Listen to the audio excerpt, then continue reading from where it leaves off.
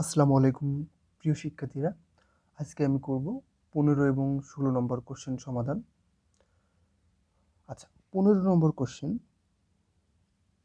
প্রথমে।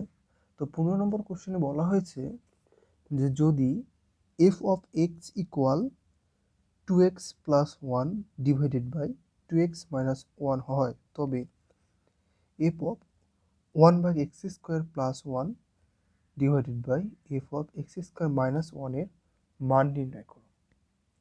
তো এখন আমরা সমাধান করব। দেওয়া আছে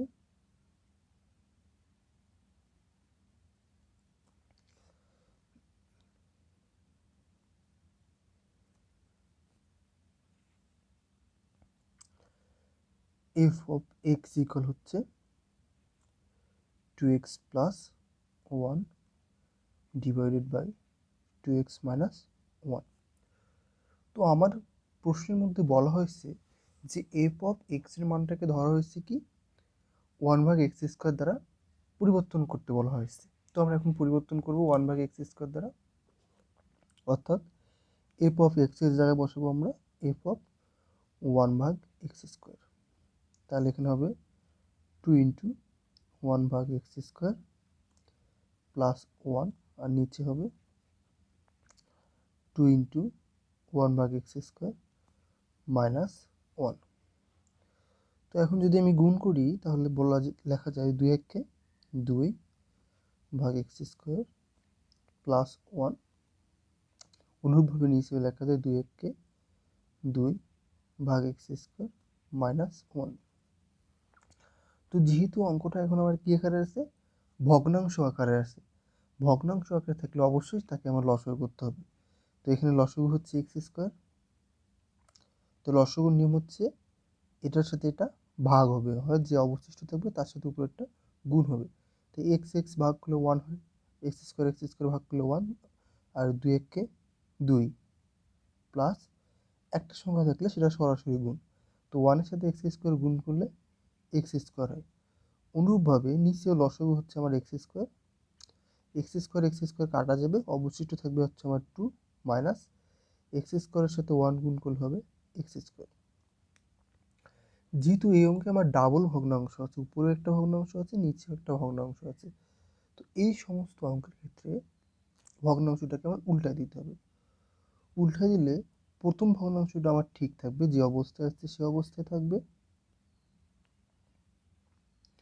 এবং দ্বিতীয় ভগ্নাংশের ক্ষেত্রে লব হর হবে, হর লব, অর্থাৎ এখানে হর হচ্ছে এক্স স্কোয়ার, সে লবের কনভার্ট হবে, এবং 2 মাইনাস এক্স স্কোয়ার হচ্ছে লব, এটা হরে কনভার্ট বা পরিবর্তন হবে। তো এক্স স্কোয়ার কাটা যাচ্ছে, অবশিষ্ট থাকতেছে আমার 2 প্লাস এক্স স্কোয়ার, আর এই জায়গায় হচ্ছে 2 মাইনাস এক্স স্কোয়ার। তো এখন প্রশ্নের দিকে যদি ভালোভাবে খেয়াল করা যায়, এখানে আছে কি বলা হয়েছে f of x square plus 1 f of x square minus 1 এর মান নির্ণয় করো। তো এই অঙ্কে এফ অফ এক্স স্কোয়ার আর এফ অফ 1 ভাগ এক্স স্কোয়ার এর নিচে কিছু নাই, মানে কত আছে, 1 আছে। তো যোজন বিয়োজনের সূত্র অনুযায়ী আমরা জানি লব প্লাস হর লব মাইনাস হর। তো আমি সূত্রটা লিখে দিচ্ছি এখানে। যোজন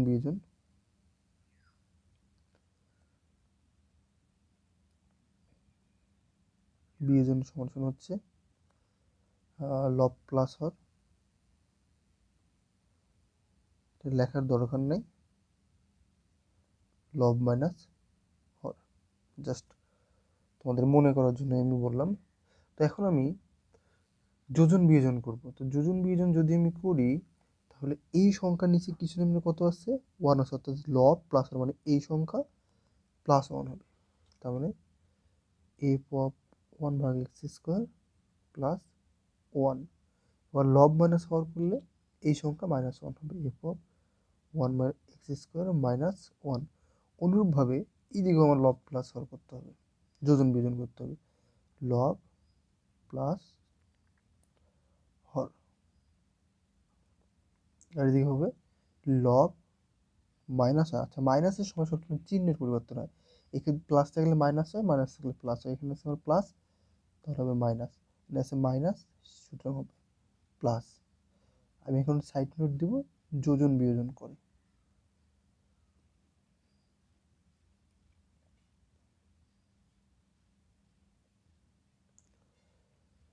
তো এখন আমি যোজন বিয়োজন করলে plus X square minus x square কাটা যাচ্ছে, প্লাস টু মাইনাস টু কাটা যাচ্ছে, উপরে থাকতেছে 4, নিচে থাকতেছে আমার 2x স্কোয়ার সমান সমান 2 দুগুণে কত হচ্ছে 4, আমি লিখতে পারি 2/x স্কোয়ার। এটি হচ্ছে আমার নির্ণয় অ্যান্সার। 16 নম্বর কোশ্চেনে বলা হয়েছে যে G of X equal 1 plus X square plus X to the power 4 divided by x square হলে দেখাও যে G of 1/x square plus আর equal G of x square. তো যেটা দেওয়া আছে সেটা আমরা এখন লিখি, দেওয়া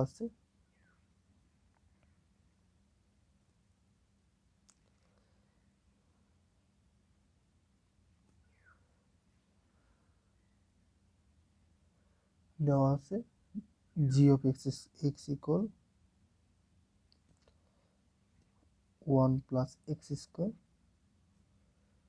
plus X to the power 4, আর নিচে হচ্ছে এক্স স্কোয়ার। তো আমার লেফট হ্যান্ড সাইডে প্রথমে বলা হয়েছে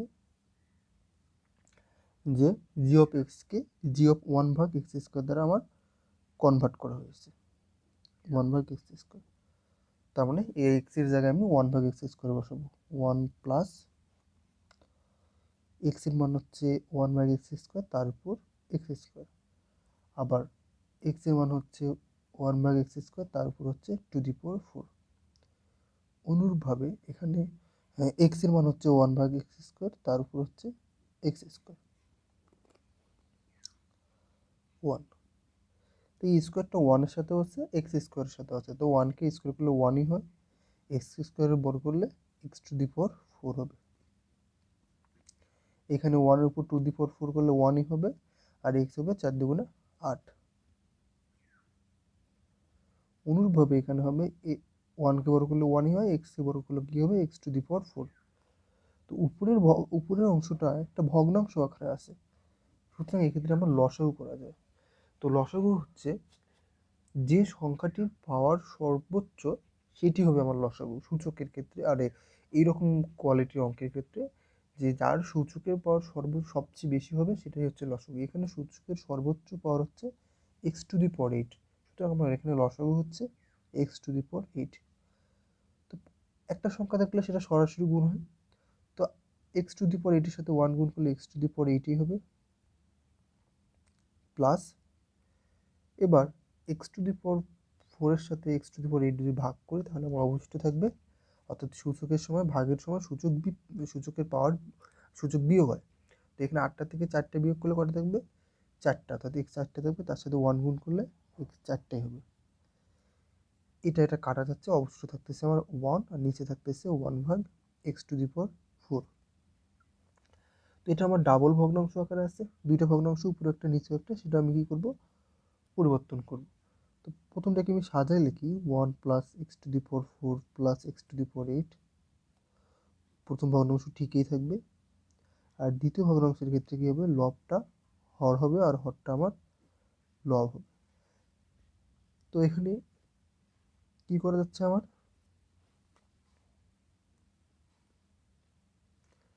এক্সের পাওয়ার আছে এখানে 8টা, এখানে এক্সের পাওয়ার আছে 4টা, তো ভাগের সময় এই পাওয়ারগুলো কী হয় বিয়োগ হয়, অর্থাৎ 4টা থেকে 8টা বিয়োগ করলে কত হয় এক্সের মান 4টা। এটা হচ্ছে আমি এক্স টু দি পাওয়ার 4, আর এটা হচ্ছে আমি লেফট হ্যান্ড সাইড পাইলাম। এখন হচ্ছে আমি করবো রাইট হ্যান্ড সাইড। তো রাইট হ্যান্ড সাইডে বলা হয়েছে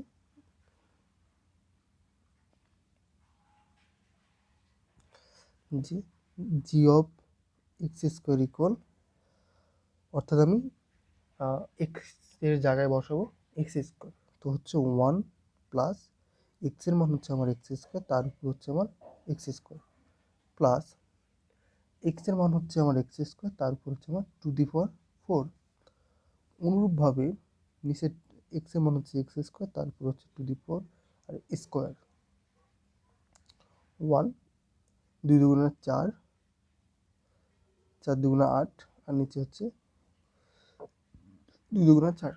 আমার অবস্থা বাম পক্ষ ডান পক্ষ মিলে গেল, সুতরাং আমি লিখতে পারি অতএব G of X, G of 1/x square equal হচ্ছে জি অফ এক্স স্কোয়ার। প্রমাণিত।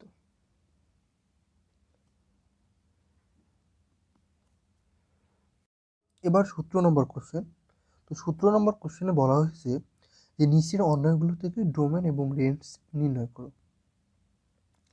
তো তার আগে আমাদের জানতে হবে যে কোনো একটি ফাংশনের প্রথম উপাদানগুলো প্রথম অথবা এক্স উপাদানগুলোকে বলা হয় ডোমেন এবং দ্বিতীয় বা ওয়াই উপাদানগুলোকে বলা হয় রেঞ্জ। খুবই সহজ, তো আমরা করি, নির্ণয় করা যাক। তো ক নম্বর কোশ্চেনে দেওয়া আসছে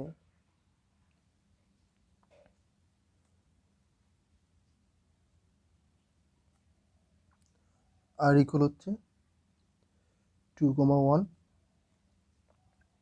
2,2,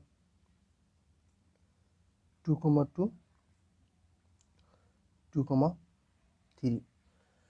তো আমি এখান থেকে ডোমেন এবং রেঞ্জ নির্ণয় করব। তো ডোমেনকে সাধারণত ডোমেন এবং রেঞ্জকে এস দিয়েও প্রকাশ করতে পারো, আর দিয়েও প্রকাশ করতে পারো। তো কোনো একটি ক্রমজোড়ের প্রথম উপাদানগুলোকে ডোমেন বলা হয়। তাহলে এখানে 2 হচ্ছে ডোমেন, এই ক্রমজোড়ের 2 হচ্ছে ডোমেন, এই ক্রমজোড়ের 2 হচ্ছে ডোমেন। তো একই উপাদান যদি একাধিকবার থাকে সেটা একবার লিখতে হবে। রেঞ্জ হচ্ছে দ্বিতীয় উপাদানটিকে বলা হয় রেঞ্জ। তাহলে আছে কি 1, 2, 3। এটি হচ্ছে আমার নির্ণয় অ্যান্সার। এবার খ নম্বর কোশ্চেনে বলা হয়েছে এস ইকুয়াল হচ্ছে -2, -4, -1, 1, 0, 0, 1, 1, 2, 4। তো এটা দেওয়া আছে আমার। তো এখান থেকে আমার ডোমেন এবং রেঞ্জ নির্ণয় করতে হবে। তো ডোমেন হবে, আমরা জানি প্রথম উপাদানটি ডোমেন। তো এখানে প্রথম উপাদান কি আছে? -2, -1, 0, 1, 2 এবং দ্বিতীয় উপাদানটি হচ্ছে আমার রেঞ্জ। তাহলে রেঞ্জ এস ইকুয়াল হচ্ছে -4, 1, 0, আবার 1 আছে, আমি লিখবো না কারণ 1 আমার একবার নেওয়া হয়ে গেছে, 4। এটাই হচ্ছে নির্ণয় সমাধান। তো গ নম্বর কোশ্চেনে দেওয়া হচ্ছে এফ ইকুয়াল একটি ফাংশন এফ ইকুয়াল 1, 2, 0, 1, 1, তারপর হচ্ছে 1, -1, 5/2, 2, 5/2, -2 একটি ফাংশন দেওয়া আছে। তো এই ফাংশন থেকে হচ্ছে আমার ডোমেন এবং রেঞ্জ নির্ণয় করতে হবে। তো আমরা জানি প্রথম উপাদানগুলো হচ্ছে কোনো ক্রমজোড়ের প্রথম উপাদানগুলো হচ্ছে ডোমেন। তার মানে এখানে প্রথম উপাদান হচ্ছে আমার হাফ 1, এই 1 লেখা যাবে না কারণ 1 আমি একবার নিয়েছি। 5/2, এই 5/2 নেওয়া যাবে না কারণ আমি হচ্ছে একবার নিয়ে নিয়েছি। এবং রেঞ্জ এস ইকুয়াল হচ্ছে 0, 1, -1, 2, -2। এটাই হচ্ছে আমার নির্ণয় সমাধান। তো থ্যাংক ইউ। তো যারা আমার চ্যানেলটি সাবস্ক্রাইব করেনি অবশ্যই সাবস্ক্রাইব করে নেবেন এবং পাশে থাকবেন।